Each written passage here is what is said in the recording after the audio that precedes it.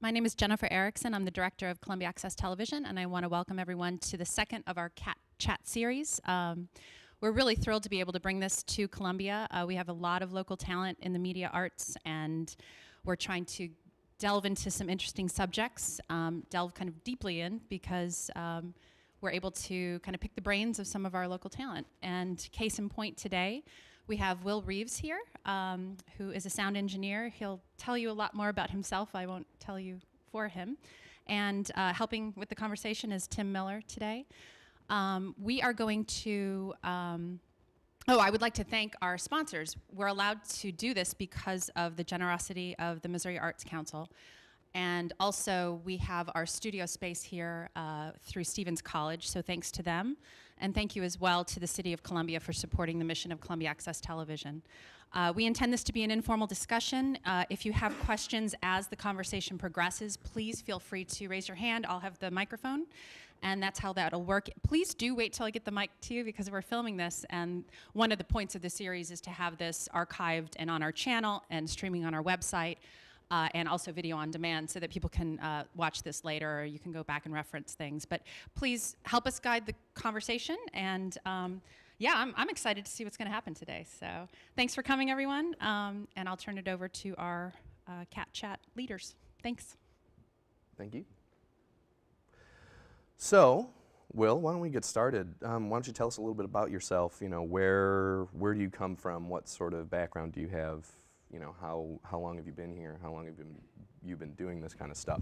Sure. I'm actually from St. Louis originally, and came to Columbia, like a lot of people, to go to school, to go to college.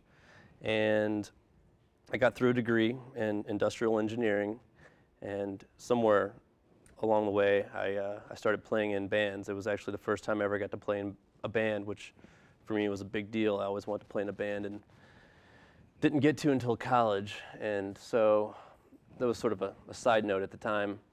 And I guess about the time I got through my degree, I realized I didn't really want to pursue a career in industrial engineering, and was getting more heavily into playing music, and sort of also took an interest in computers, and so I decided to go to grad school.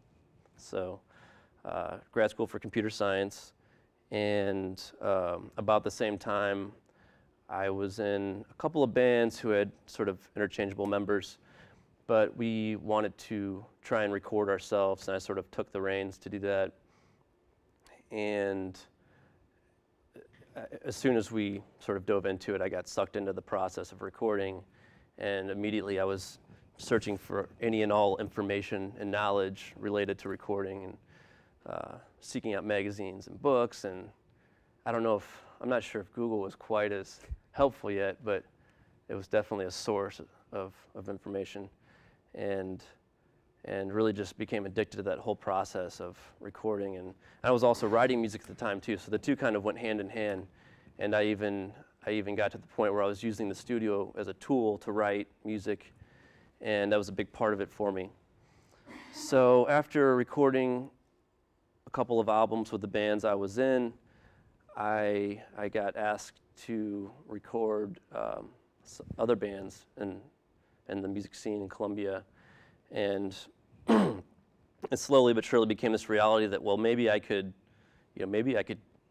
do this for other bands besides myself and keep doing it. And initially, you do it up front because you want to, and it's exciting, and you do it for fun and to learn.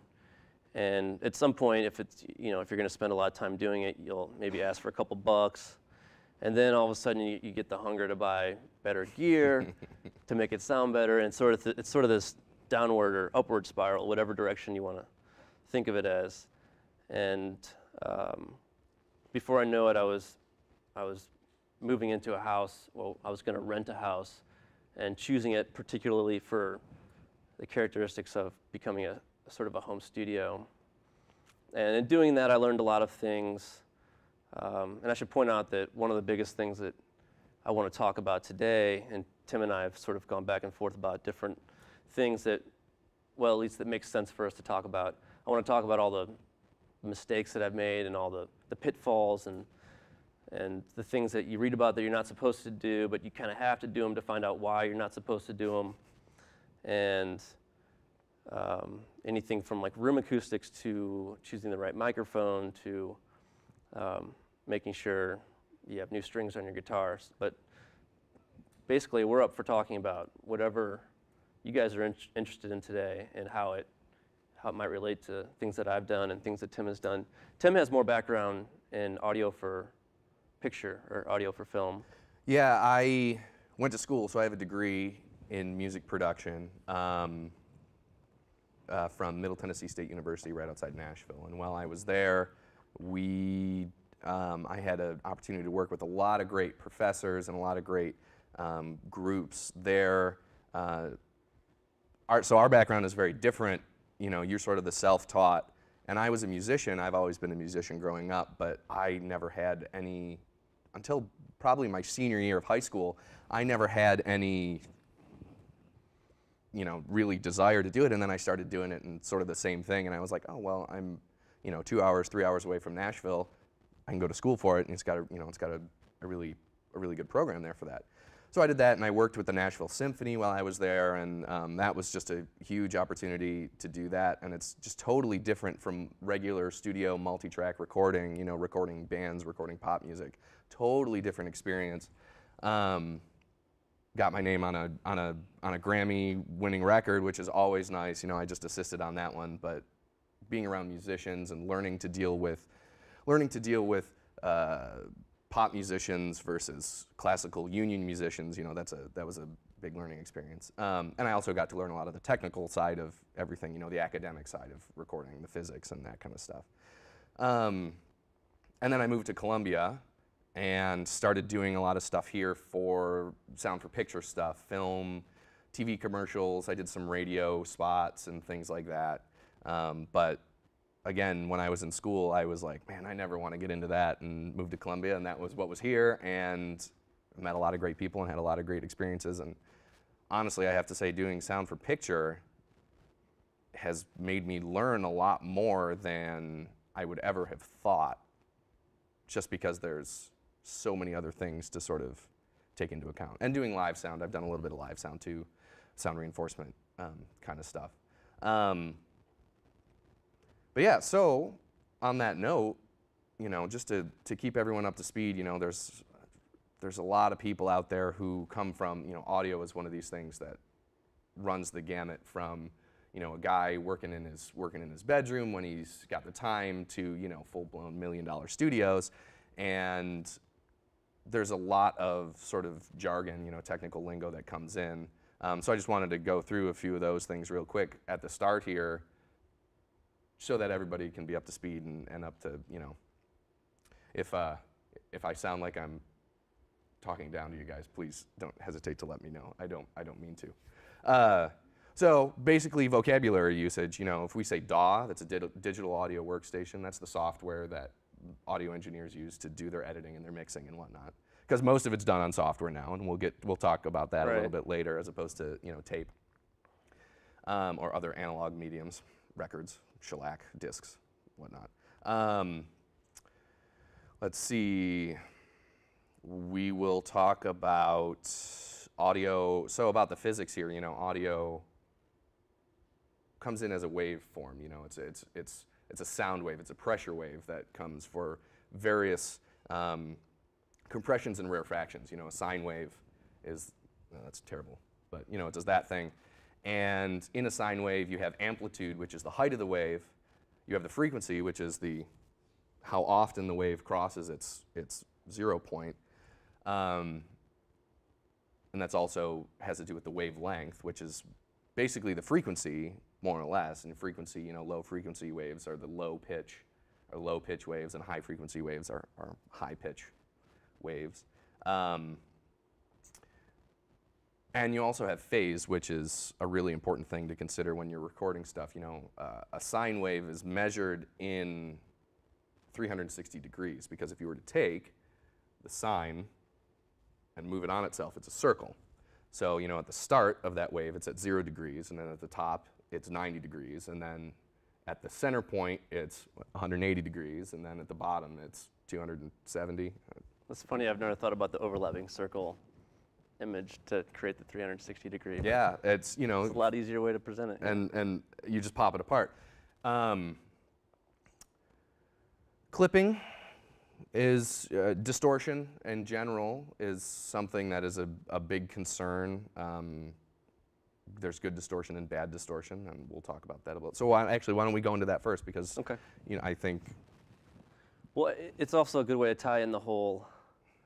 I mean, might as well just go there now because the whole analog versus digital debate.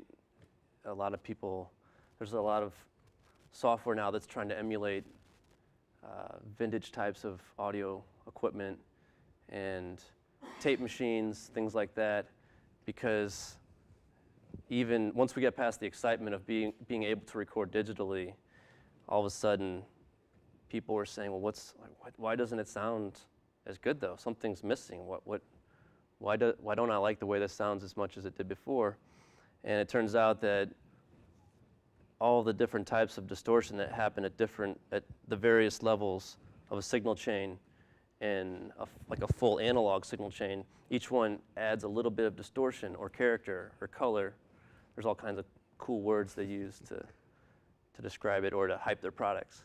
And I guess in the end, the combination of all those little bits of distortion is actually pleasing to the ear and makes things sound more interesting and gives it more character, and it's hard to really describe it and to talk about it. I mean, if you had like an oscilloscope or something like that, I guess you could display what it's doing, but to actually describe to someone why that sounds better than that due to a harmonic distortion, it's hard to do.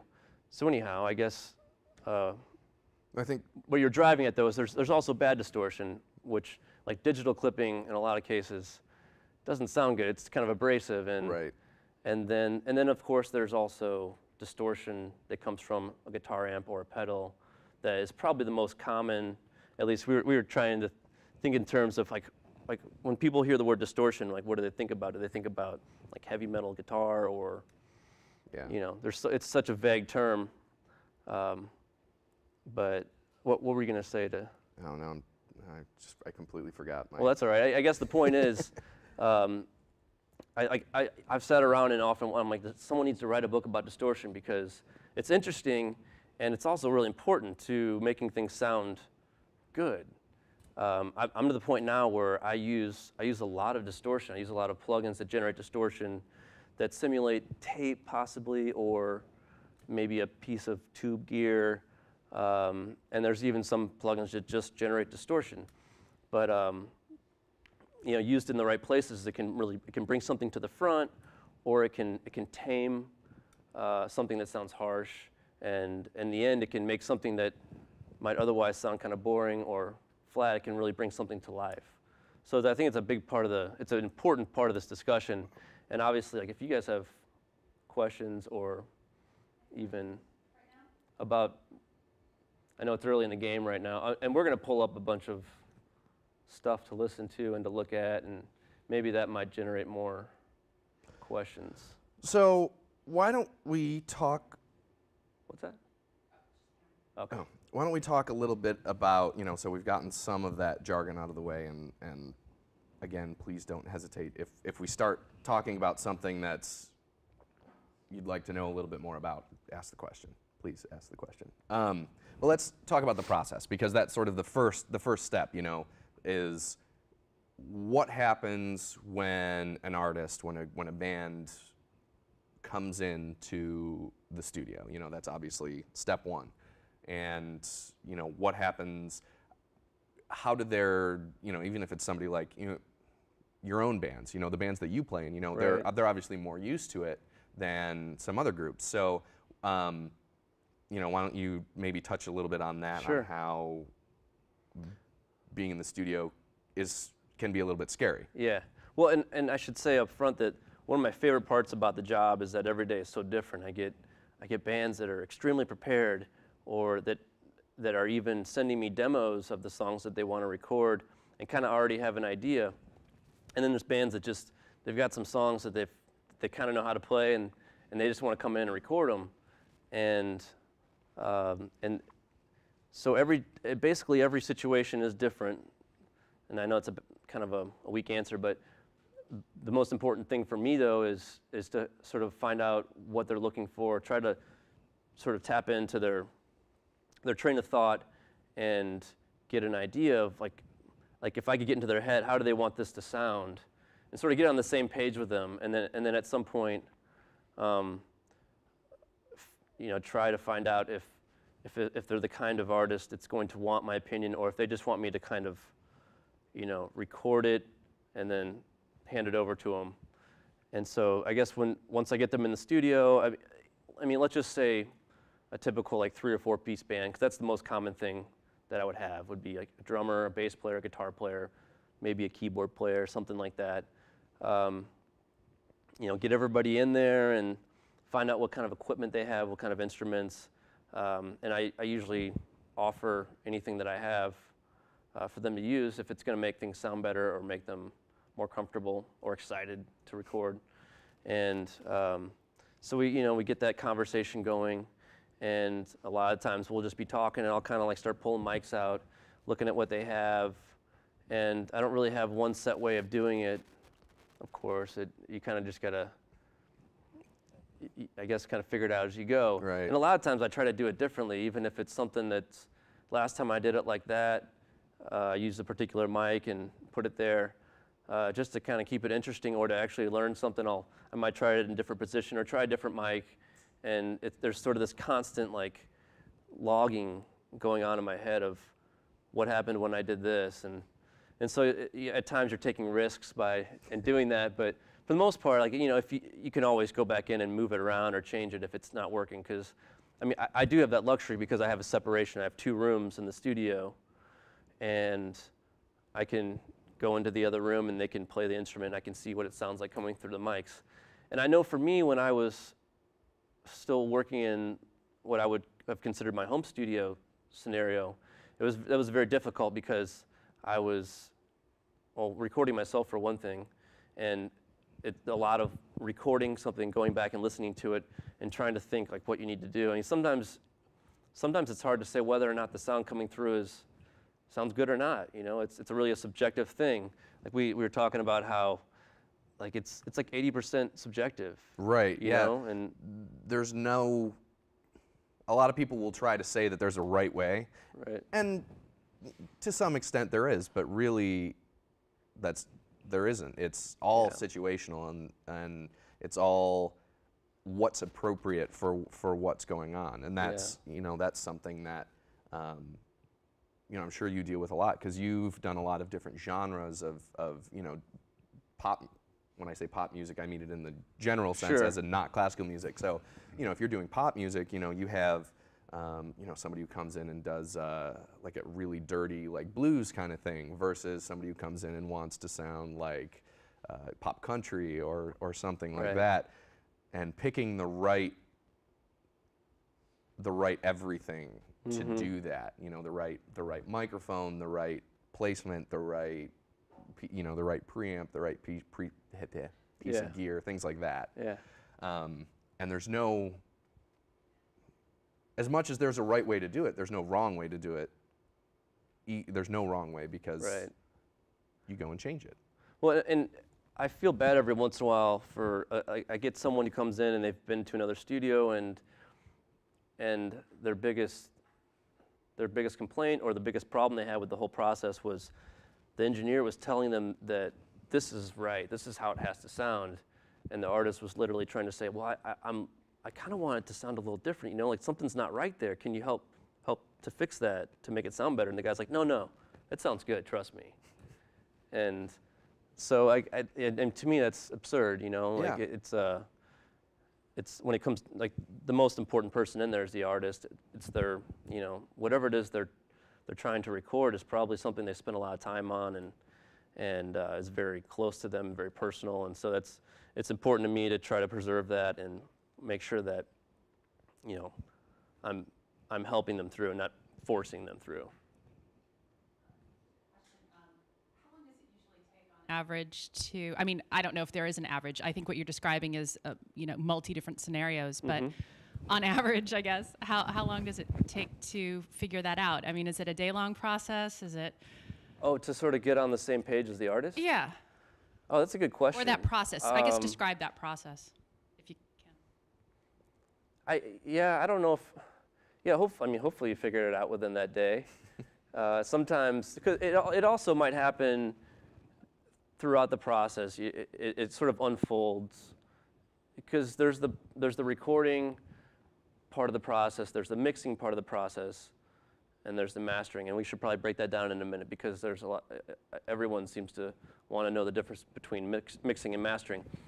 But when you get to each of those stages, then you're dealing with a different aspect of manipulating the sound.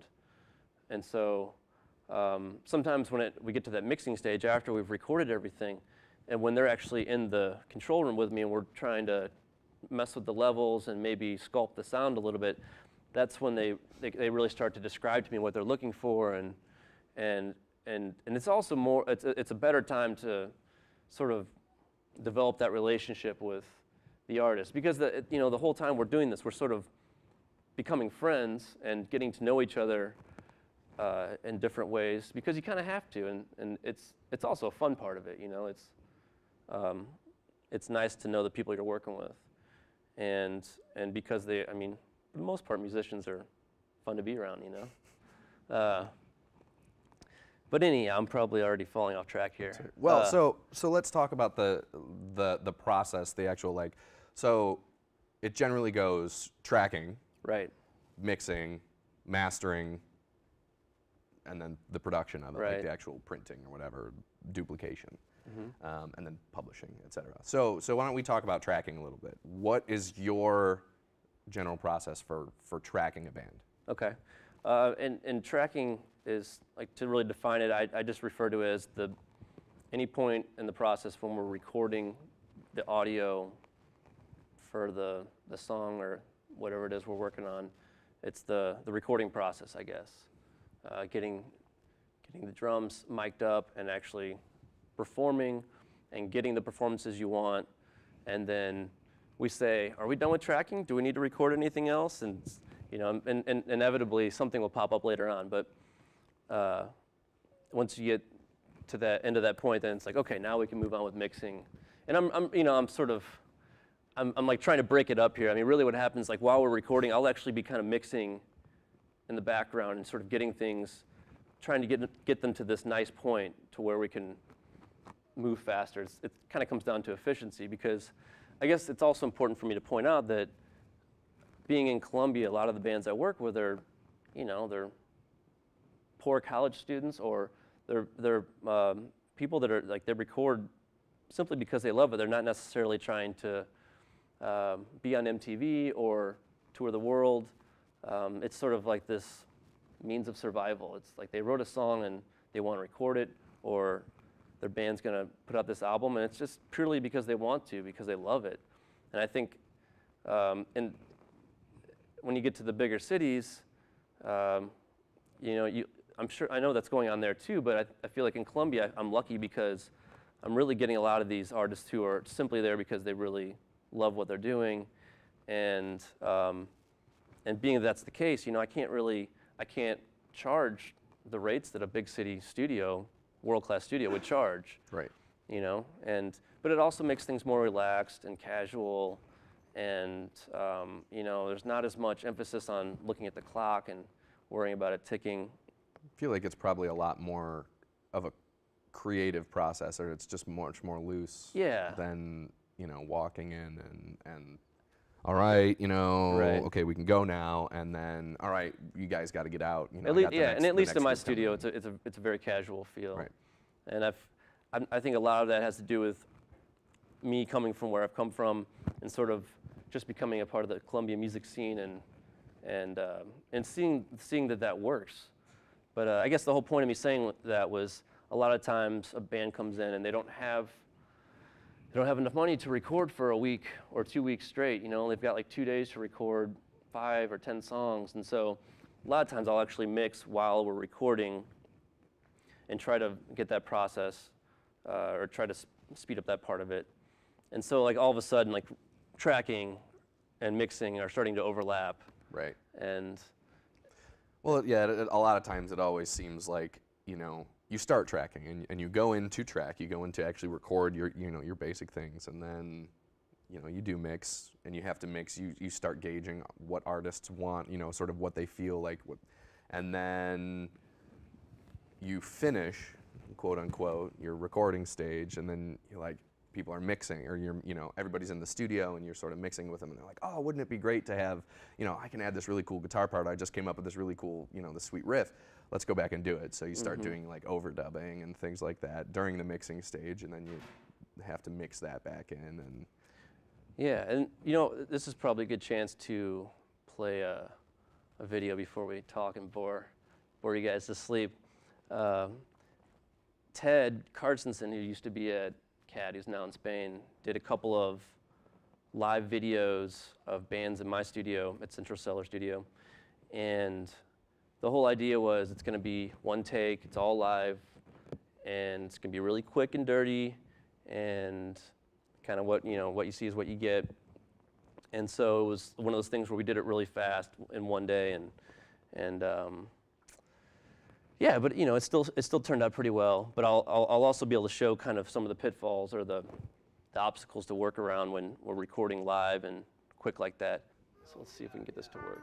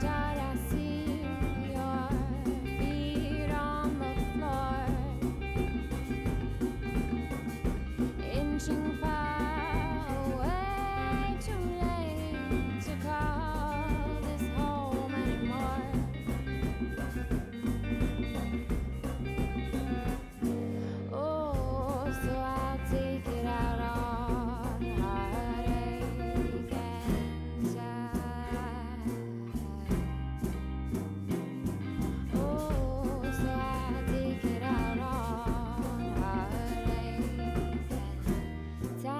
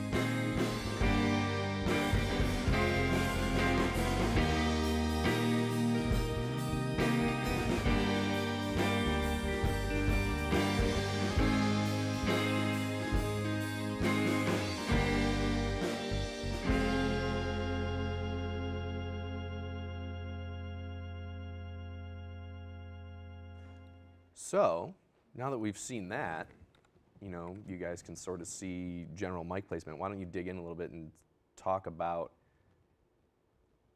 tracking that band, you know, why you set up, and the challenges, you know, tracking a live group is difficult.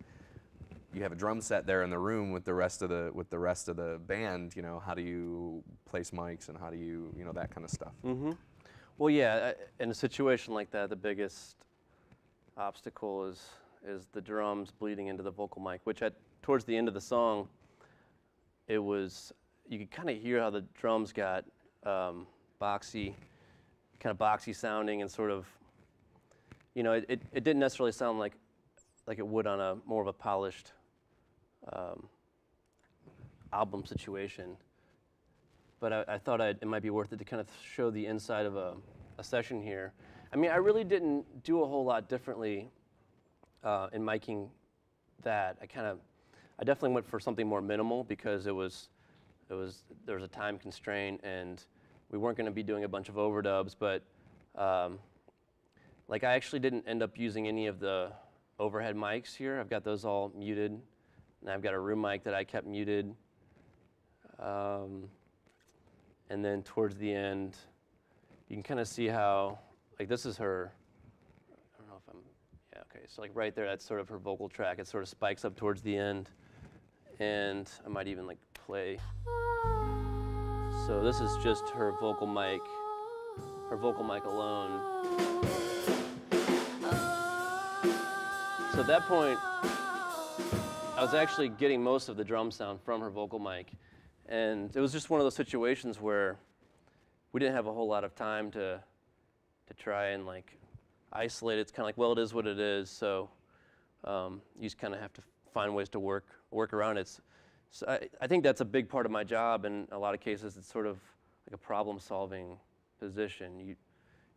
You know what you're looking for. You know what the point you're trying to get to. But most of the time, there's little things that you have to sort of overcome to get to that point, whether it's just getting a snare drum to sound good or you know, dealing with bleed from drums into a vocal mic. Now, in most cases, I'm not recording live like that. The other example I had, which was actually a good one, is the Hoot and Hollers is a band that came in. They actually did a whole album. They did a whole album live in 2 days. I think it was like 13 or 14 songs, and it was a really exciting experience for me, but also very like nerve-wracking because I couldn't say like, well, we'll just overdub that later, or we'll go back and fix that, because the whole goal was not to do that. It was sort of a limitation they wanted to place on themselves in the process, and also I think it was a money thing. They sort of allocated money to do a couple days of recording and maybe like a half day of mixing. And so it was like, well, we got to get this done. And you know, some of the songs went through in like 1 or 2 takes. A couple of them may have taken more if they weren't as familiar with them, but they're also a touring band, so they're really tight and also just a lot of fun in general. So maybe I'll play that video. Do you guys have any questions about that? Before I start jumping around?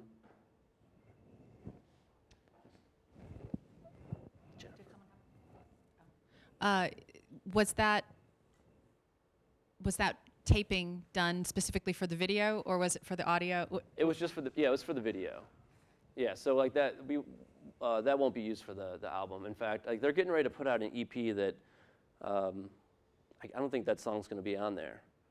It's a really interesting project because they've been recording with me for about 2 years now, and they haven't actually finished like an actual album or EP yet. They've been rearranging the songs, and I think they've been using the studio as a tool as well to sort of like really hear what the songs are doing, and they're really fine-tuning things and trying to, you know, get them right as opposed to just saying, well, that'll do. And they also live in St. Louis, so it's harder for them to get up to the studio and work. But and one more question. Yeah. Ted did a few of those videos. Like, how does he not trip on equipment and I don't know. like smack people in the face? I don't understand that. I would have gotten dizzy, actually. Kind of felt like it was. I mean, it just is literally kind of being really careful? Is that what he did? I would imagine. I mean, I try to be good about keeping my mic lines tidy, but I can't say that I always am. Like what happens is you start off on that track to where you've got everything nice and laid out, neat and tidy, and then all of a sudden this mic cable, or well, something's not working. For some reason I'm not hearing the kick drum through that mic, and so that's when you have to go into problem solving mode and swap out a cable, or swap out a mic, or find out what's going on. Maybe it's something in the patch bay, and then all of a sudden there's just like wires and cables everywhere, and at that point you just give up. So. Well, yeah, and to be clear, Ted was the video. He had the big video camera there and was manipulating around. There's another one with cabin sessions that I really love, and I don't know how he did that. So anyway. So, actually, before you go into that video, you were talking about the process, like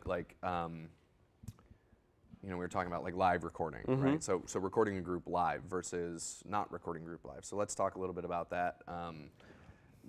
They've been doing that for 2 years and rearranging their songs, using the studio as a tool for production, basically. As exactly. For that. So what do you think are two like working styles? Like, you know, sort of traditionally it's like the tape style, like the tape, you know, which is more of the live play it through the song, versus what the digital era has brought in to that working style.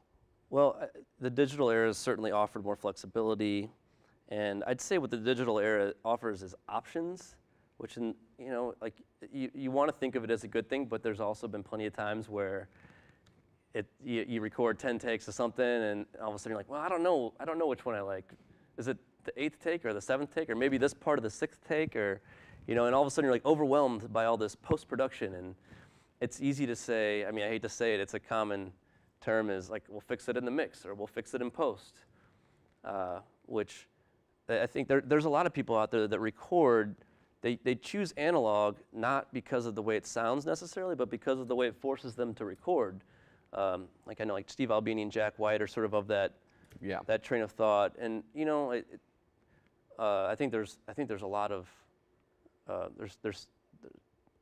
there's a lot of significance to that, but you also have to have the money for like some of the analog gear is extremely expensive, and that is why a lot of bands are getting to the point where they can kind of like record themselves to some degree, is because the digital equipment and using the computer is extremely affordable, and I wouldn't say it's like the highest caliber of gear in most cases, but it's allowing people to record and experiment and try these things out, which, I mean, I don't see how you can knock that at all. Yeah, well, being able to do it something over nothing is always better. But yeah, the digital realm certainly offers what I would say options, and the ability to go in and layer and really create some really interesting soundscapes, which we'll play something later from Ptarmigan. Ted is actually a member of the band Ptarmigan, and when Tim and I were having this discussion, there's sort of like the Ptarmigan way of recording versus the Hoot and Hollers way, which is, you know, spend 2 days and do it all live and get the performance you want and then say that's it, versus a band like Ptarmigan, which is, you know, one of my most favorite projects I've worked with as well. Even though it's completely different, you know, they would take up to a year to record an album, sort of experimenting and layering and sounds and editing and manipulating stuff, and for me it's a lot of fun because like they'll want to go in and just try some idea, and I'll put mics all over the room just to see what I can get, and then maybe we only end up using one of the mics or a combination of a couple, but it's a lot of fun because you just get to experiment and really, like, you know, hear things in all kinds of different scenarios. So right. Yeah, we'll get to that. What you said a little earlier is, you know, when you were working with the Hoot and Hollers, you're like, oh, you know, they placed this limitation on themselves, and a lot of people ask, well, why would you want to put a limitation on yourself like that? You know, you're an artist. Shouldn't you just be, you know, sort of doing whatever? Right. But that's why I think people like Jack White, you know, do the all analog based. And actually, if I'm not mistaken, the last Foo Fighters album that just won a Grammy, they did almost all their stuff tape to tape. Right.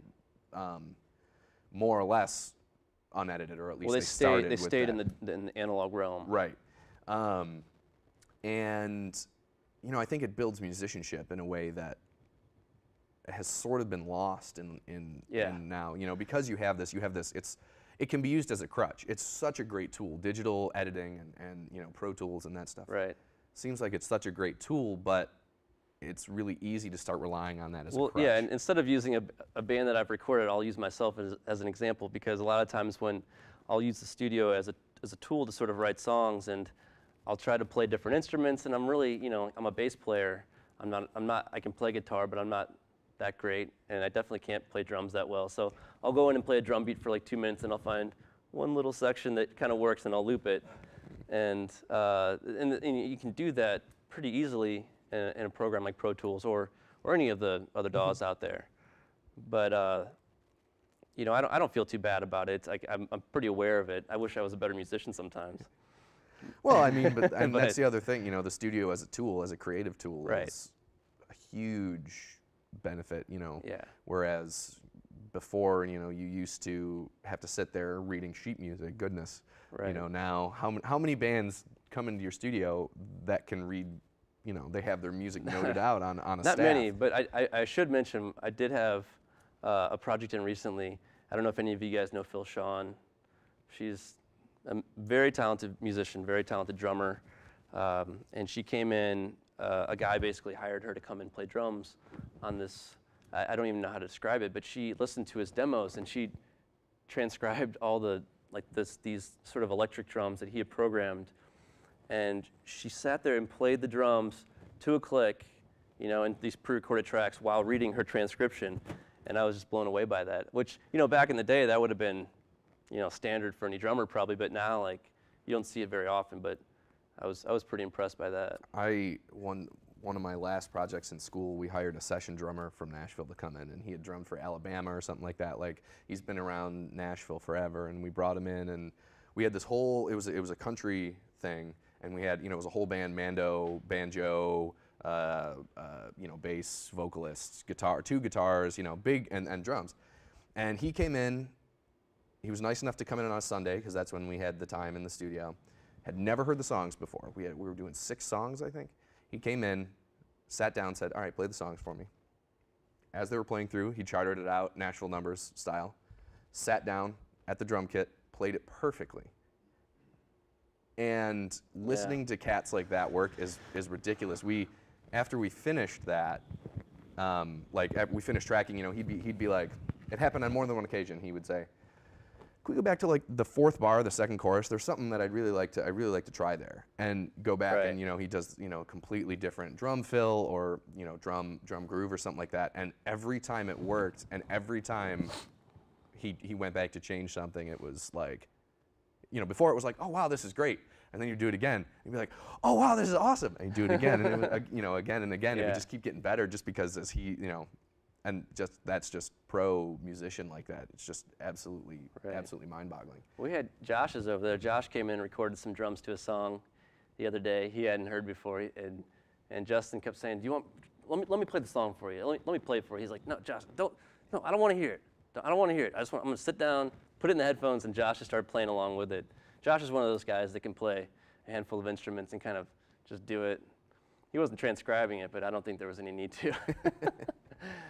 It's the groove and the feel. Yeah. You know, feel is so important. Right, and it is very important. So that might be a good. Yeah. Unless you want to add something, I was going to say we could play I the. was going to say, why don't you play this? Play the Hoot and Hollers. That was shot by Boxcar Films.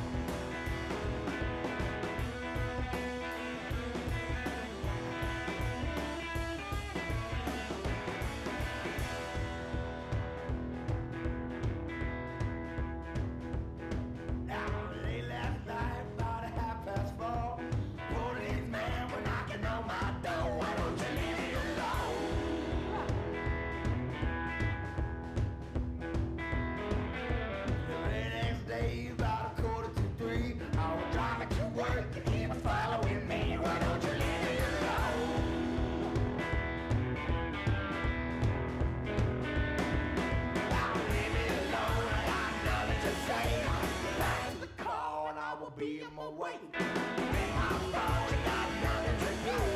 I don't mean to be hazard by you. Hell no. I said hell no.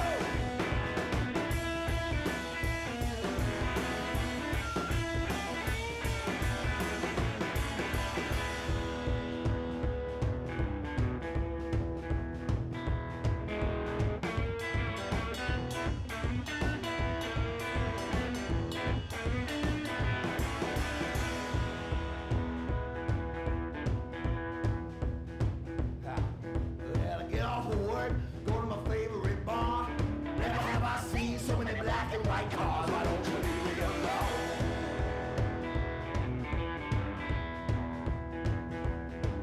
And me and my best gal taking an easy ride. All these lights down by the riverside. Why don't you leave me alone?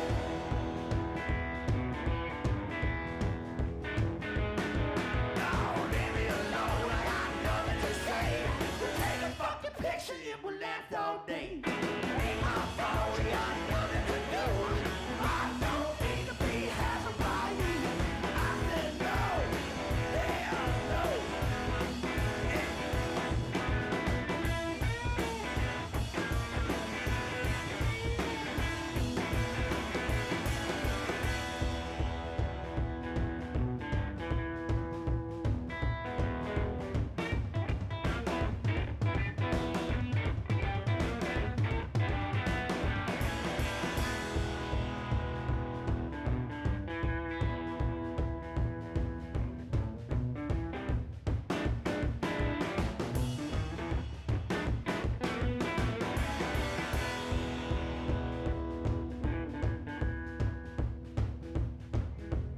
Taking my money, wrecking my name. So much hassle, so much pain. Why don't you leave me alone?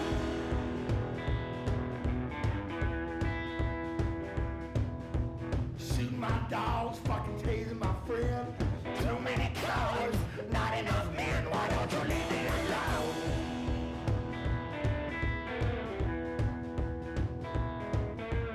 Say that you sworn to protect and serve, but you don't seem to know nothing about that. Why don't you leave me alone? Oh.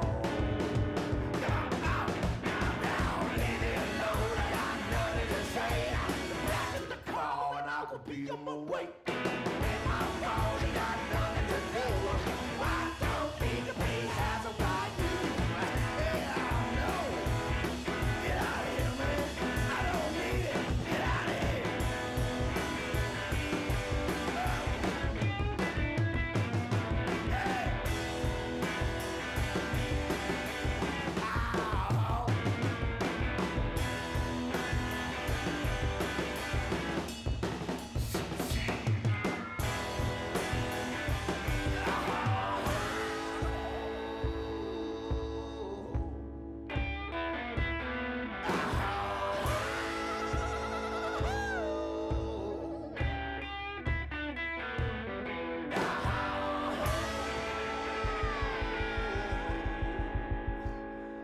Why don't you just leave me alone?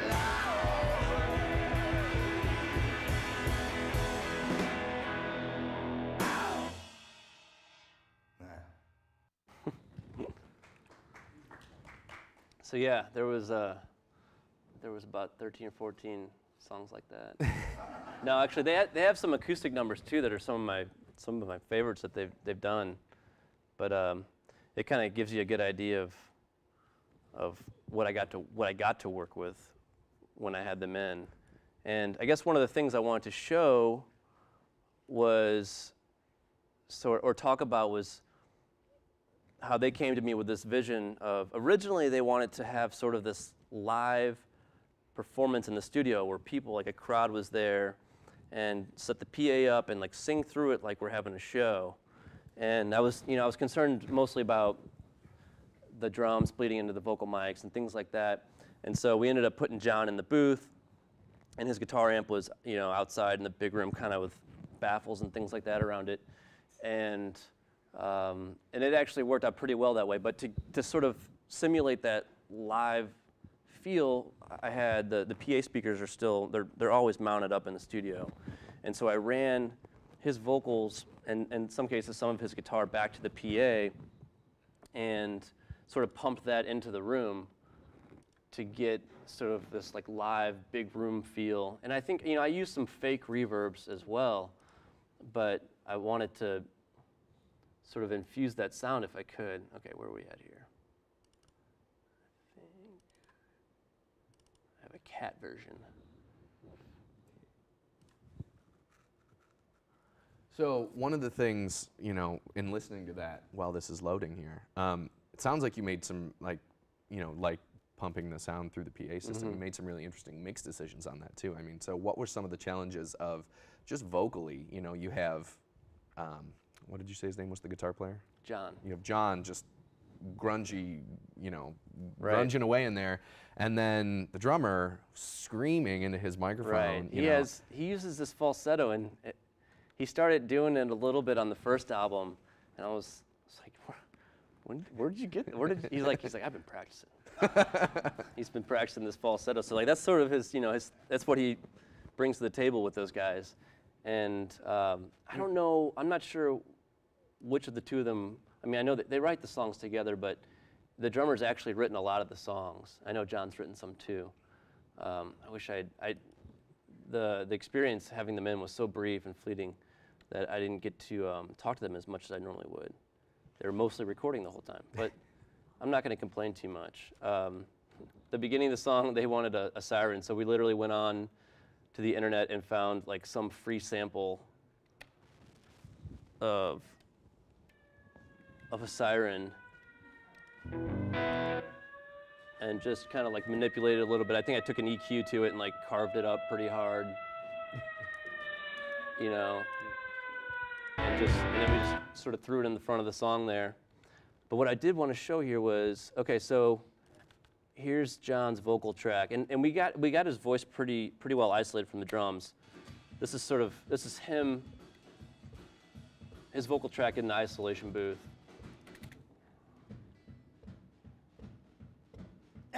Late last night, about 4:30. So, and then you can see I've got this sort of tape head simulator. I'm putting a little distortion on it that way. And like if you take all these off, he's actually got a lot of what I would call natural distortion to his voice. It's kind of interesting to play it back. Late last night, about 4:30. Police man were knocking on my door. Why don't you leave me alone? So you can tell he's kind of been shaping it over the years. And sure, yeah. Yeah, hi. This is great, you guys. I'm curious about a couple things. If you could just talk a little bit about, obviously you're working in the digital world here, and that's what your production environment is in, but clearly those microphones are all analog. So how does that work in terms of getting into the digital world? And also, what are you working on? This is Pro Tools, I guess, This is Pro Tools, yes. So, but clearly in this modern age, you can cut on a laptop, you can cut on a desktop, you can cut on your wristwatch. I don't know. Right, probably. So I'm just curious about that pathway, and then also the hardware as well as a little bit about the software. Okay. I've got, and I don't have like a world-class studio. I don't have an enormous collection of mics, but I sort of have I have ones that I can go to sort of get what I need at this point. If I had more money, I'd buy more mics, of course. But Wouldn't we all? yeah. But I've had some mics modified, or I've modified some myself. There's a lot of that going on right now to sort of improve the quality of some of the Chinese-made mics that are, and all of them are, in most cases, they're actually trying to emulate some of the more famous traditional mics, such as Neumann and well, that's the biggest name, I would say. Sennheiser's a big one too. But what I also have are a couple of mic preamps that simulate, they're clones of vintage style circuits, which introduce distortion, the little bits of that distortion we were talking about earlier, and I think that's a big part of it too, like learning how to drive those and get the most out of them. Are those electronic, like in terms of software, or are they hardware pieces? It's electronic. It's electronic. It's what I would call outboard gear. Yeah. And the ones I'm talking about in particular are actually kits that I had to build. I don't really know that much about circuit design, but I know how to solder. So you can just buy these kits, and for half the price of a $1,000 one, you can put one together yourself. And one of the things Tim and I were talking about, I'm not sure if it's worthy of an entire conversation, but like gain staging, learning how to stage things throughout the signal chain. And so some of the mics I use, like there's one preamp I use on snare drum almost religiously, and then I drive it extra hard, and I have a pad on the output before it goes into the digital station, and just has this sort of magical quality to it when you overdrive it. Like you don't hear a bunch of distortion, but it just gives it this punch and this color, and it just sounds right. It's hard to describe, but yeah. Kind of. But so like I try to change it up, but that's one of the places where I probably like go to that almost all the time. But knowing how to sort of drive your preamps in a way that you don't want to knock the signal down too hard, because anytime you distort, you're basically chopping off transients, or you're flattening that waveform somewhat. Building it in. Yeah. Right. So it helps to sort of have experimented with that a lot and know when to say when, and then also know when to put it on there too. So. So why don't you? So on the vocal mic that we just showed up there, that was a Shure SM7. Yes. Yeah. Which is a great microphone for loud rock vocals. Like that's sort of one. It's also one that Michael Jackson used to record Thriller. Well, that was sort of, if I'm remembering my history correctly, that was one of like the first most famous, like that sort of popularized it. Yeah. But ever since then, like that is one of the go-to mics for metal, anything loud or rock vocal that just wants, because I haven't used one since I was in school, but it sort of smooths out the top end a little bit, and probably. But it's just it's a really great mic for that. But why don't you? So once so sound goes into the microphone, right? Right. And that's a dynamic microphone. That one actually is, yes. So a dynamic microphone has a little magnetic voice coil in there that acts like a speaker. It's basically the reverse of a speaker. Right. You have any of the speakers in this room, like there's a cone, and in a speaker they're moving in and out to push the air. In a microphone that works more or less in reverse. It's moving this magnetic coil in and out of a magnetic field, which induces an electrical field that then runs down the cable. But yeah, and that goes through the rest of the system. So why don't you talk about the signal flow just a little bit? How does your studio work, maybe specifically in regards to that, because we just had a visual image of it. And then so once we get through that mic down the line, I don't have a whole lot of, I've got, my studio's wired from the control room to the other room, but there's nothing too elaborate in there. I've got about 16 channels that go from the tracking room to the control room. And once I get it to my area, it goes into the patch bay. And that's where I can say, well, I want to take the line that's going from channel 6 out in the other room. I'll plug it into this preamp, and then out of this preamp, it's kind of like an operator's telephone switching board. And that's, that way you can try different mic preamps. Sometimes I'll throw a compressor in. I've got a couple of outboard compressors, which are, I'm sure most of you who've experimented with it probably know what a compressor is or have heard of it, but basically, typically it's used to control dynamics, but you can also use it for effect. And actually, I wanted to show this right now. So once we get everything in there, I'm using these plugins in Pro Tools as if they were outboard gear. So I have my audio track as if it was, and basically this is my reel-to-reel, and I can insert a plug-in as if I was running from the console of a mixing board to a piece of outboard gear. At least I think that's how they designed the software to sort of act that way. Yeah, it got the old school analog feel to it. Yeah, the methodology. Right. So, and this will also sort of demonstrate what the effect was of having the vocals coming through the room. I was going to play some of these room mics for you. I've got a left and right room mic, and then I have a middle room mic. I think that was focused more on the middle of the drums.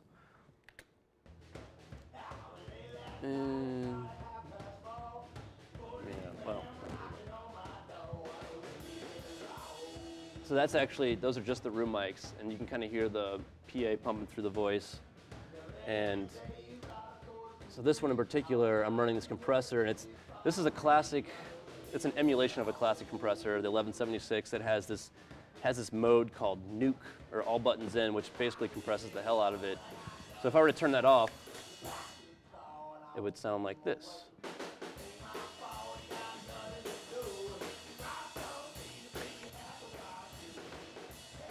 And obviously it's making it quieter, but if you can kind of hear what it's doing, it's sort of like, it's like making it kind of pump and like giving it this energy. And actually I have that same compressor on all three room mics. It's sort of a, I think it dates back to like John Bonham and Led Zeppelin, like When the Levee Breaks is sort of the best example of it when they like put a microphone in the stairwell outside of the tracking room when he was playing the drums, and then they just compressed the hell out of it. And it sort of became this sound that has been used pretty widely, you know. And Phil Collins sort of did a lot of that too. I mean, then he put a gate on it. The Phil Collins drum sound, is basically just, I could be wrong, but the story that I've heard anyway was they had a talkback mic in the studio so that the artists could talk back to the engineers and the producers in the control room. And they were just like, oh, record that, like, you know, so it was recording, and then Phil Collins came back into the studio, and, you know, usually talkback mics are gated so that, you know, it's not talking back at any given time, it's sort of just when you're talking into it, but for some reason it more or less sort of worked out some of the time, and so they then tweaked it after they had recorded it, and it's basically just super compressed, gated room mic that made the Phil Collins drum sound on In the Air Tonight, you know, everybody knows it. Yeah. So anybody have any questions about that stuff back there?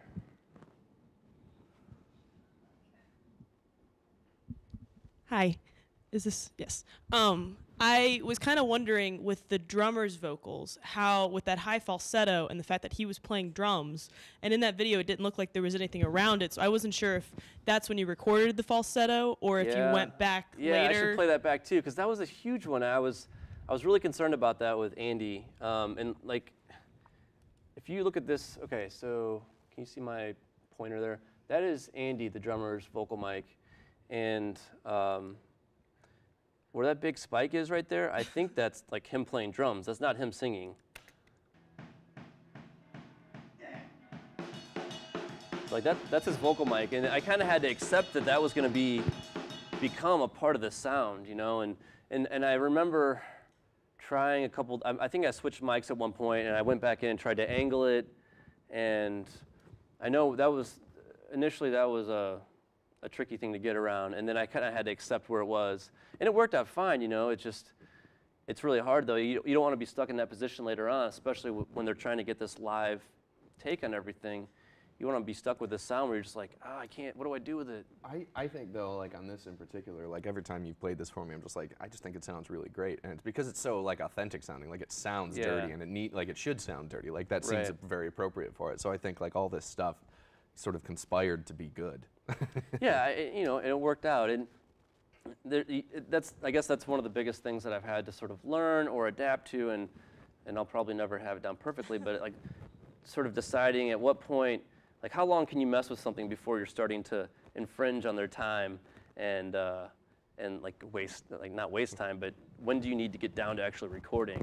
How much time do you spend fiddling with these mics and putting them in different places? Now, do you have another one?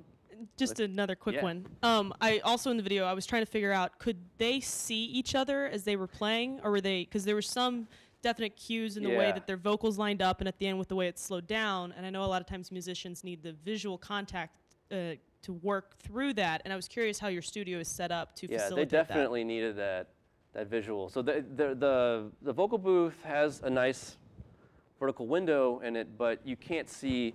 You can see like a nice sort of like 30 to 60 degree portion going out from it. And there was one point when on one of the acoustic songs we recorded, they had some other guys come in and play on those. And one of the guys played piano and another guy played harp. And I actually I took the mirror down from the bathroom and set the mirror up sort of like right in front of the drum kit so that John could see the piano player, because I was really blown away by this, but the piano player had kind of just learned the song, or at least one of them that he was going to be recording, and was going to be watching John's hands on the guitar for cues about when to change, what to change to, and so it's a lot of fun getting to work with musicians like that who can sort of just jump in there and just do it. And that is a really great example of problem solving.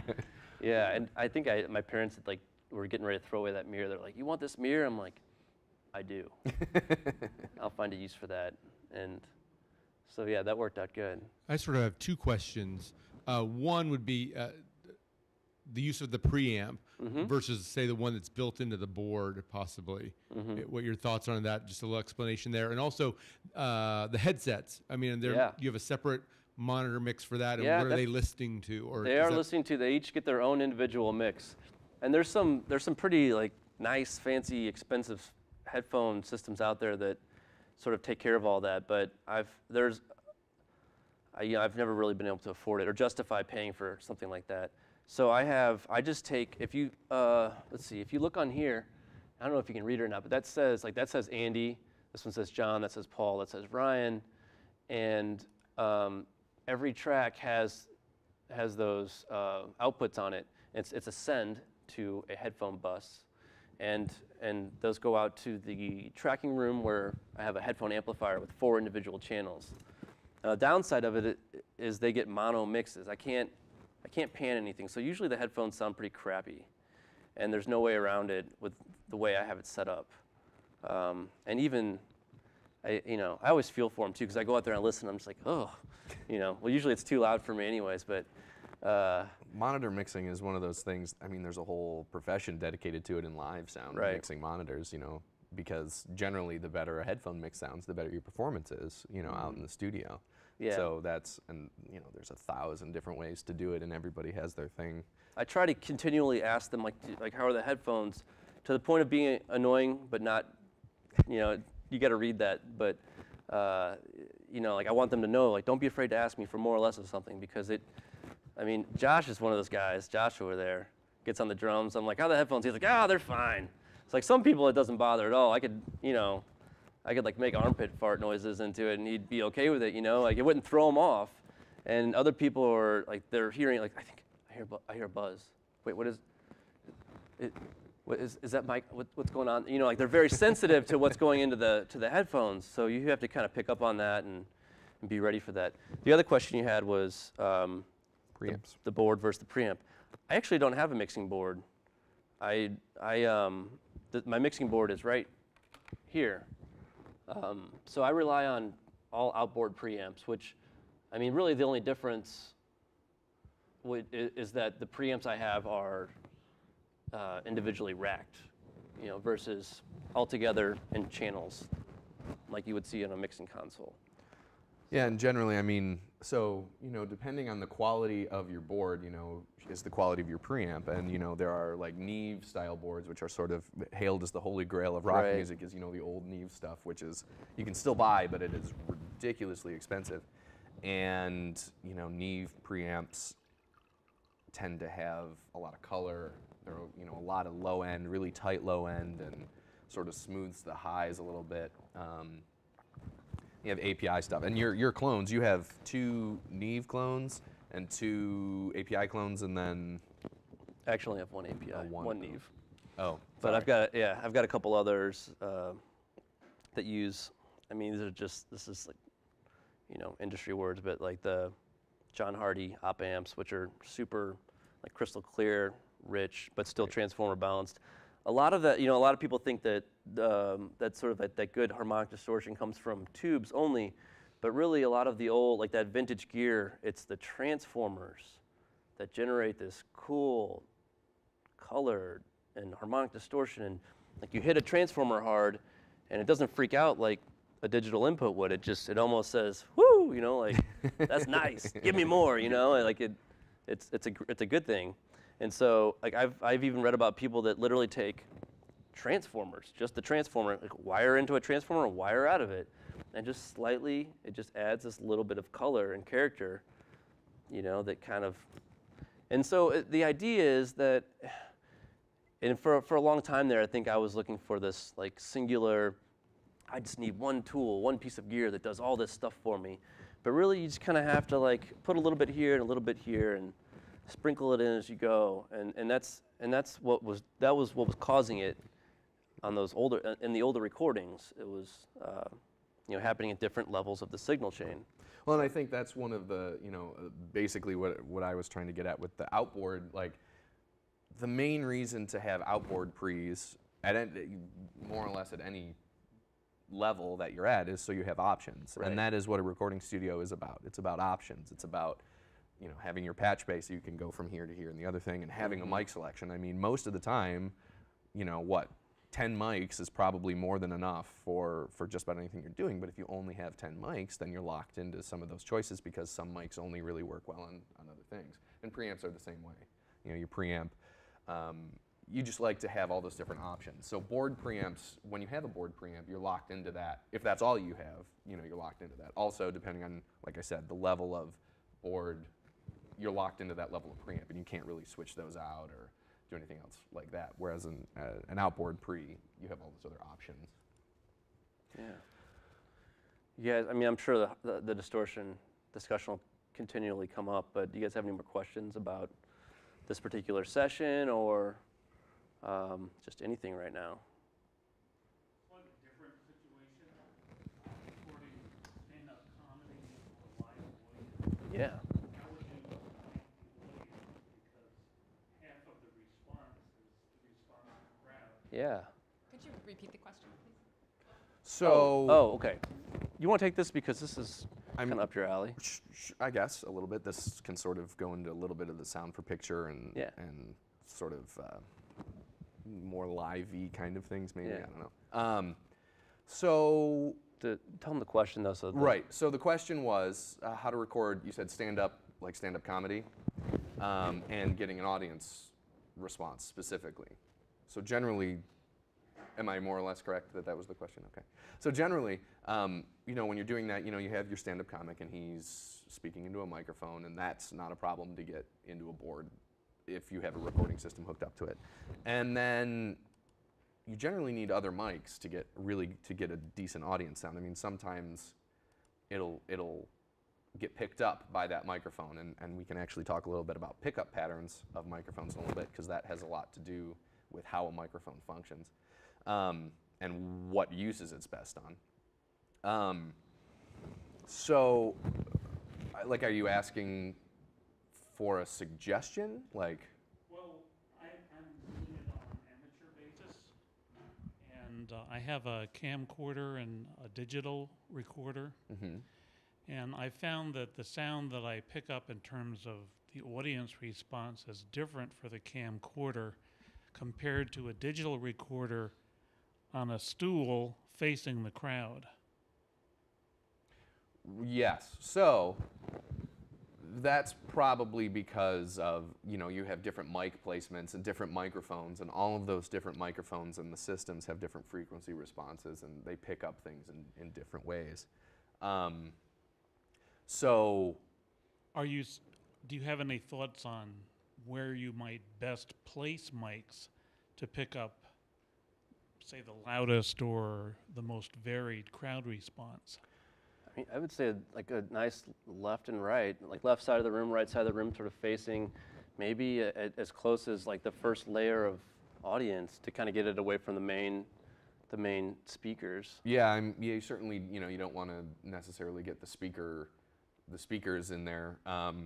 But when you look at theaters, because a lot of theaters, not movie theaters, but like performance theaters, opera halls, things like that, have audience mics, specific audience mics, and generally those are hung from a ceiling and down.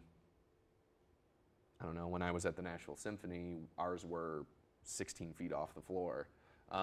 And that is, so that actually leads in very well to pickup patterns on microphones, because that makes a huge difference. Will and I were talking about this earlier. I was looking through some old textbooks the other day just to sort of come up with some things to talk about. And I came across a mathematical formula that describes the magnification factor of a microphone. This over here is the pickup pattern, and this is a cardioid pickup pattern, called cardioid because it looks sort of like a heart. So what you can see on that is the mic picks up very little from behind it. This is sort of your general studio microphone, and this comes in varying degrees. So if I go over to this, which is just a different capsule, so basically different, this is called a hypercardioid. And these tend to, as you can see, it's a little more focused to the front. It has this little node at the back too, but it's more focused to the front. So if you have a microphone that's like this, you generally have a better, I guess what is called a magnification factor. So you'll pick up, like if I were trying to pick you up, this is what a shotgun microphone, which is used in film and sound for picture a lot, you know, they're the really long ones that have the really long barrel on it. They are known for having a really deep, you don't have to be super close to somebody. They reject a lot of the sound coming from the sides and only focus on what is right in front of it. That's interesting. I always just assumed those are big Omni mics. No, So they're more. Yeah, they're very very focused, and I don't sense, have they do a lot of weird things with the physics to get it to work that way. So if you actually were to look at the pickup pattern, it's got this, like, it looks like a spear. It's got this really straight thing going out the center that is, you know, really deep, and then it's got all these jagged edges coming out of it just because of the way that it does it. But microphones like this will generally, like, I could set one on the table here and probably pick you up very well, especially if it's a shotgun microphone, and you wouldn't be able to hear as much of the room sound. Whereas if I go to an omnidirectional microphone, which looks like that, that's the pickup pattern for that, these pick up things in all directions, and you have to be much closer to a sound source to get the same direct sound to incidental sound. Incidental sound being the sound that reflects off walls or off ceilings or off floors or all these other things. And the incidental sounds are what you as a human being interpret as the room sound. You know, you can tell right now that we're in this TV studio that is as big as it is and has walls where it is, and you know that because of the time difference that audio comes off, that it reflects off the walls and the volume differences. So all that to say, if you're recording an audience and you don't want to get other things necessarily, the type of mic that you're using should probably be a hypercardioid mic like this, or a regular cardioid, so that you're not getting all the extra stuff. And you'll get deeper sound, so you can be farther away from something and still get that sound quality that you want.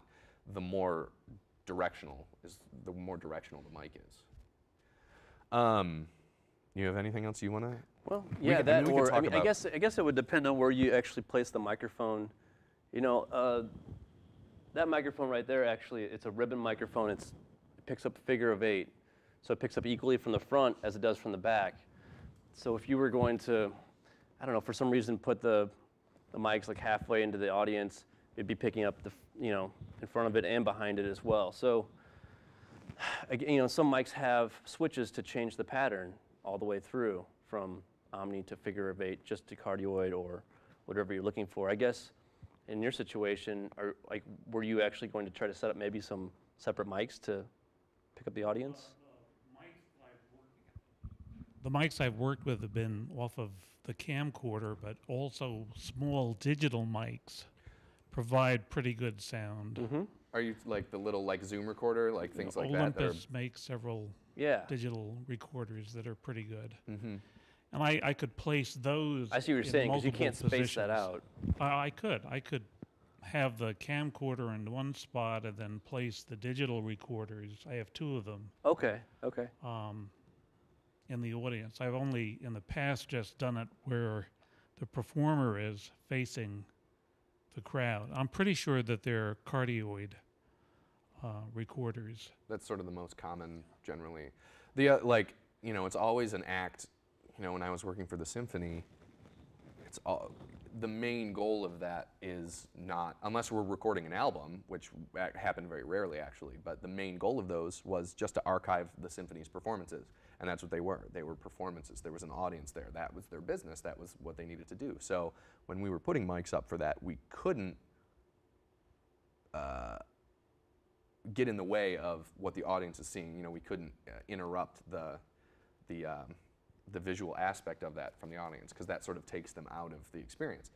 So, you know, in a very similar situation like what you're describing, you have to sort of work in those constraints. You know, what's the most important? Are the mics small enough that they won't really get in the way? I would say you'd probably want to be 4 or 5 feet, ideally 4 or 5 feet above the audience, maybe 4 or 5 feet away from the audience, depending on, you know, unless they're a raucous, whatever, crowd. But with most stand-up situations, that's doable. Then that would be probably and on either side of the crowd, so you get a good. Are you recording in stereo or mono? Well, that's a question I have, because the performer is mono, and he's using the house sound system. But what you hear from the crowd is going to be in stereo. Right. Are you using, what program are you using to mix the sound down? It's Corel's Video Studio Pro. And you 4X. can add layers, different layers of audio and pan, and you can handle mono and stereo signals. It's not, well, I'm just getting into it now. I assume so from what I've looked at on the software. Okay. Because I know a lot of those little handheld recorders, actually, they usually have like an XY thing that's picking up a stereo, or it records a stereo file of some sort. Yeah, I mean, generally what you want to do is you want to keep the performer panned center, and the audience mics pan out to left or right as appropriate. And that gives you a nice stereo, you know, but the performer is still focused and in the center, which is generally where it is for picture. Which leads me in here, I can actually pull up some picture type of things. Does that more or less satisfy the question? Great. So, you know, we've been talking about all the studio stuff, and that's awesome. That's, you know, my favorite thing about audio. But sound for film is what I've been doing, and seems to be a big thing in Columbia, and everybody is interested in it and everything like that. And it's very similar to everything that Will has been talking about, with a few notable differences. Namely, mixing is completely different in film in that you generally have a dialogue track. Stereo is a lot different in film than it is in music. And you also have sync. Sync is a big thing, and we were never really taught much about it in school, and so I sort of had to learn this. You know, you have to sync up the camera to the recorder so that when somebody's talking, you know, their mouth isn't like, it's not like an old Godzilla movie.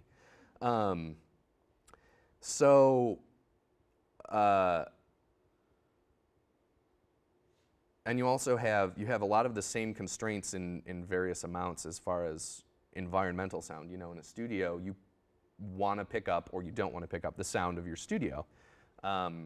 You know, closets, and, you know, if you're in the ISO booth, you know, you want to keep things, generally you want to keep it as isolated as possible, but sometimes you put room mics up so you get room sound for that. When you're working on a film, you are on location most of the time, or at least in Columbia, there's a few sound stages, and even those are mostly just corrugated aluminum buildings that sound from all over gets in anyway. So you have to sort of deal with that and pick it up. This is a film that I worked on for a graduate of Stevens, actually. This was her senior project or whatever, and this is the first film I ever worked on, so you have to excuse me if the quality isn't super awesome of audio. But as we're going through, maybe. Oh. No, You can take that there in. it is. If we get another shits-a-doodle, then we'll go ahead and call you. Dead animal? Yeah, don't ask. You guys busy? No, it has Let's been dead. go over here. Mixing music and sound effects is very similar to mixing multi-track audio for music. But what you probably can't tell from here in the recording, you'll probably be able to tell. Am I in the right place? This is just the lost and found. All the dialogue is pan center, I lost something. And the music is I pan lost stereo. something I don't really actually have important. room mics on this. I lost a purse. I need it. Well, I mean, those things. But that's just it's because not in so film often or they turn anything off that you're their looking at, purses or anything. you want Mine was to more be the locked messenger down. bag. It When was you watch a purple and movie, had a for example, strap. like when you go to the movie theater, your Remember anything. I mean, this is like a mental almost all the spreadsheet dialogue, here. the important dialogue, is pan center. Had a click. Almost all the time. Even if somebody's standing to the left or to the right of the camera, usually And I can give it another it's panned center, just because you get that anchor, that anchor of dialogue. And it's a lot more distracting when something's not where it's supposed to be when you're looking at it. Your eyes are almost always the main thing the body tends to go Got towards. it. Yeah. We can finish this. Okay. And also, this is what a lot of film sessions tend to look like. You can see it's It's not here. pretty messy and sloppy because My music editing box, out it was dialogue, there, you so know, it all was. the mics are active all the I mean, lots of time. times not every So there's show probably, I stuff, think there were sometimes 6 something's mics, missing. Just the best as thing well to as a do boom is mic to that put I shit had a over boom top. operator holding the And we can microphone let you know. above actors' heads, or trying Okay. to. Okay, that's good. And this is also a good You're example okay. of, And you know, I'll give you a mixing. call if we see You can see anything. all the little lines underneath the audio Fine. files. We'll bring up The, this guy here, specifically. Music box. Okay. It means a lot. Sam. Thanks. This was, I believe, a lav mic, much like Will and I are wearing right now. Oh, and I probably don't have it bust correctly, so I won't do that. Okay. You're okay. But, you know, I'll there's give you a clothing call if rustle you and all see these other anything. things that needs to be cut out, but you can't just cut it because then it goes to silence. And this particular project I did I mixed this anyway in It like means a lot. 3 hours because she was like, oh, I'm trying to submit it to a film festival and I need it like tomorrow. And I was like, all right, sure. So that's why you see all these hard cuts of volume. That's what the line underneath is volume. But yeah, so that's more or less sound for picture as regards that relationship to that and studio stuff.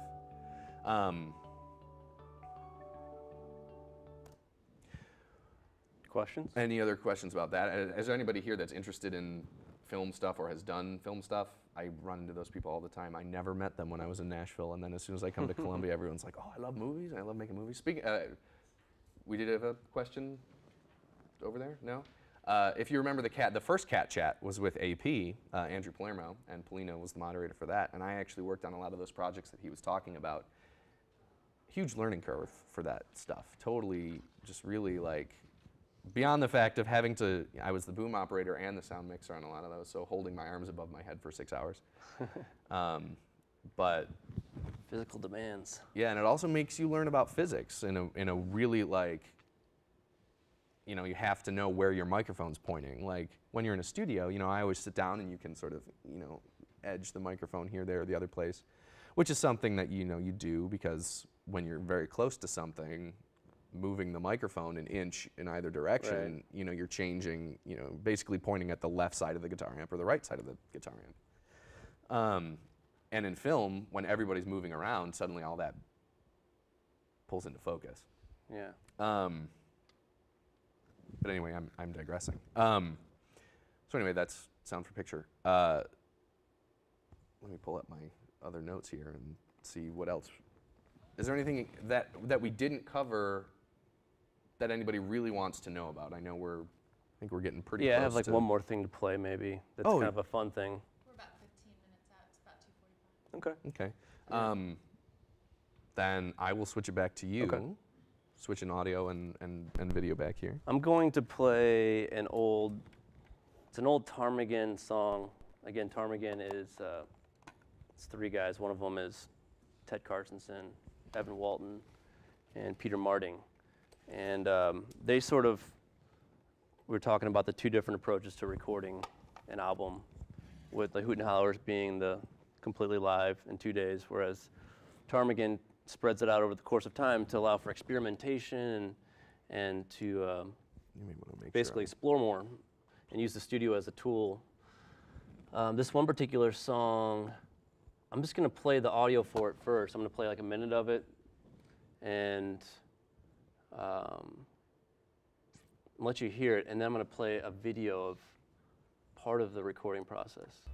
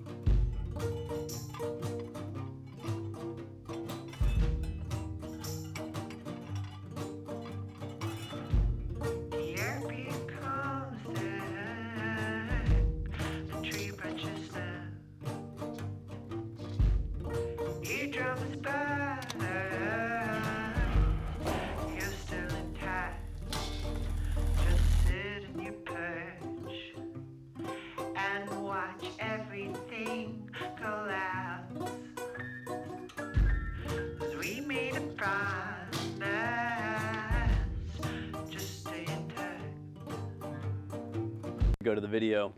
This is actually, whoa, you guys were hearing I think that was the finished version of the song. And this is maybe midway through the recording process. And when Evan went to record this track, I picked up I had a crappy little point and shoot digital camera, and I shot video of him while he was doing it. And I just thought it was really interesting. So I synced it up with the audio track I had at the time. Okay. Didn't dim the lights.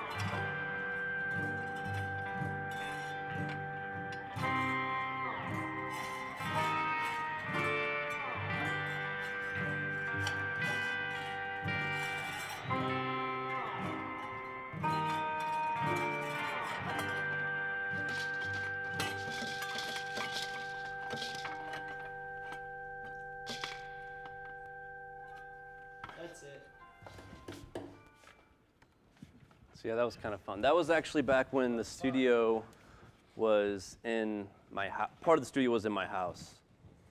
And it was also at a time when I was trying to play in bands and kind of sort of trying to have a studio and get people to come in and record, but I was also trying to be in bands. I wasn't really fully dedicating myself to it.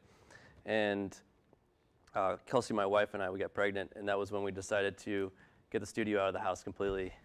And sort of that was the real point when I decided to say I'm going to make a go at having a recording studio, and took out a loan, and we built an addition to there was a garage, a detached garage from the house that I was using for my tracking room. So it's out of the house now. I think we've got a question. Yes, I have a question. What I noticed, and this sort of goes to both of you in terms of, because one, it's a recorded piece, but also the live aspect. For example, I think it was a ukulele. The clarity, I like I like that kind of clarity, that presence. How did you how do you approach something like that to try to get that kind of clarity, and then might you approach it in a live setting, try to create that clarity? The struggle with like something like a ukulele, especially in a live setting, is it'll depend a lot about what's going on around it. Like if there's other musicians on stage, especially if there's a drummer or anything that's electrified, you can't just put a mic in front of it. I mean, you guys might be familiar with when you plug an acoustic guitar, and it doesn't sound like an acoustic guitar really does when you're sitting in front of it. Kind of sounds tinny and not synthetic, but just doesn't sound like a real acoustic guitar. And so, I mean, rarely would I plug an acoustic guitar in the studio to record it. I have the luxury of putting a nice mic in front of it and placing it and finding a sweet spot, or even possibly recording it in stereo. But I guess your question was in regards to recording it live, or miking it live? Right, is it more about the mic placement, or is it about tweaking the gain, or how do you approach it to get that kind of clarity? Yeah, in most cases, like the one thing that like immediately jumps to mind when I think about acoustic instruments is your natural inclination is to put the mic right towards that sound hole. But if you put your ear up close to that sound hole when someone's playing it, you're getting a lot of low frequencies and it sounds almost kind of woofy, and basically it's not the full spectrum of the guitar that you're looking for. So usually I point it more towards where the neck meets the body, and you get more of the resonance and the attack and the presence of it. I mean, that's a good starting place if that helps at all. But you're always going to run into the problem miking it live of other things getting into the mic. I mean, how close can you get it to it without like touching the strings to it? So, yeah. I'm just curious, you said those guys use the studio as kind of a scratch pad and a way to work things out. That last video we just saw, was that an overdub to a set of existing tracks? Exactly. Yeah, exactly. Yeah. And one of the things I liked about it so much was he didn't know what he was going to go in and do. And not many people can do it. He's just one of those guys. He kind of like grabbed a couple percussion toys, and we opened the piano up, and I had a couple different mics. And I did kind of want to bring up the copperphone mic, that one right there, which I'll pull out every once in a while. If someone's looking for, every once in a while, someone asks for that sort of lo-fi AM radio sound or like a telephone sound. And I guess this microphone in particular, it's made of old telecommunication parts. Which one is it? It's the copperphone, the copper pipe looking one right there. Yeah, on the left, sorry. And yeah, it's literally called a copperphone. I'll pull it out. Yeah. I could have just gotten up, I suppose. And it's great for getting that sort of sound. It doesn't work on everything. Sometimes it can be kind of abrasive and just nasty sounding. But and like even when people step in front of it, it's sort of like, you know what I mean? Like it's got a look to it, and it is, yeah. Actually, it's I think I was telling Tim I think the bass player from the Polyphonic Spree actually makes it and sells it. Is it a dynamic mic? I think so. It doesn't take phantom power. I know that. So, but yeah, it's a cool little toy, and so a lot of times I'll put that on like if I want to get some kind of lo-fi sound out of it, I'll put that and then maybe another mic right next to it or away from it. But something like that with him, I think I had a couple of nice condensers on the piano in addition to that. And so you have those, again, the options, you know, because you have as many tracks as you want in the digital realm. Sure. Start stacking up those options, and which is actually, I mean, it's a good thing, you know. We can kind of go in and blend certain parts of it. Well, talk a little bit about that vocal track, because clearly that had a bunch of treatment, didn't it? I mean, you know. Yeah, there was some stereo stuff going on there. I know we used the copperphone as one of them, and I think a lot of times, especially with those guys, I put up a room mic, at least one, and you know, you can do things with the room mic. You know, compressing it is one thing you can do. You can delay the room mic a little bit, and all of a sudden you get this, like, this spacious sound from it. You can pan the room mic around, and I think I had his vocal sort of panned, like one of the mics was panned right, one of them might have been panned left. But still, all the mics are going into your room, right? There's not like a PA or anything in that room, right? It's all into the board, Yeah. so to speak, right? Yeah. Yeah. Mm-hmm. If anyone has one last quick question, we have time for a quick one. Yeah. I just wanted to say that with Andrew Palermo's presentation, one of the things that fascinated me was the use of sound in his film, and I'm sensing something of the same thing here. You're really picking very carefully the tools to make a particular sound or music jump out, and with all of this, tell a story. Do you ever find all of the choices that you have to be almost overwhelming? Like, does it just wear you out to have to pick which microphone, which processing? Does that ever, do you sometimes wish there are for times less when, choice? I mean, I really only have one mic that just like has that, like really a different sound than everything else. And if all else fails, I mean, I hate to say it, but there's tools inside of the software that you can use to like really sculpt things and add different types of distortion, and you know, but it can be overwhelming. Really, you got to have confidence in your decision, and you know, sometimes you just have to go with it, and like once you go down that path, you got to find a way to make it work, of course. And you got to stay organized on a long-term sort of thing, you know. Right. Okay. It's a good question, by the way. Yeah, lots of good questions. And, you know, it's interesting with these cat chats, I feel as though it's a long, you know, it seems like a long time, 2 hours. And just like Andrew draws Palermo, right around this mark, we're all comfortable, and we're, you know, but yeah, it is almost 3 o'clock and we have to wrap up. But, you know, the other thing that stands out for me from these cat chats is just the willingness to share kind of the secrets of your trade. And I think we all appreciate that. And that's kind of the point of this. I think we, you know, as an art form or just working in Columbia together as artists, because that's essentially what we all are when we're working in media, it's great to be able to share these things. So both of you, thank you very much. It was also a nice combination of backgrounds, and so I hope you all enjoyed that. I just wanted to say a couple things. Again, thanks to the Missouri Arts Council, Stevens College, and City of Columbia. We have 2 events that are coming up of note. Our next Cat Chat, we do these on the last Saturday of every month, and our next Cat Chat is March 31st, and we've just scheduled it. It's going to be on media graphics, and we have at least 2 people scheduled. We'll have more. We're going to do more of a panel on media graphics, and Ben Klopik is a local graphic artist who will be on the panel and has agreed to do that. He does movie posters. He does all sorts of really amazing, quirky work, in my opinion. I love his stuff. And then Johnny Pez, who we've worked, you know, we all kind of know each other here a little bit, but he'll be on that, but we're going to add some more people to that. So please put that on your calendar, 1 o'clock, March 31st, Saturday. But also next week, the Ross brothers they won the Grand Jury Award at the South by Southwest Festival, I believe, last year for a film that they did, 45365. They specialize in low-budget shoestring documentary filmmaking, and they're going to come in this coming Wednesday, February 29th, and talk about making documentary films on a low budget, which I think we all would be interested in on some level. Again, we're doing that with Missouri Arts Council funding. That one is a free event, so please come by. We'd love to see you. And thank you again. Really appreciate it. Cat Chats number 2, finished. Thank you. Thank you.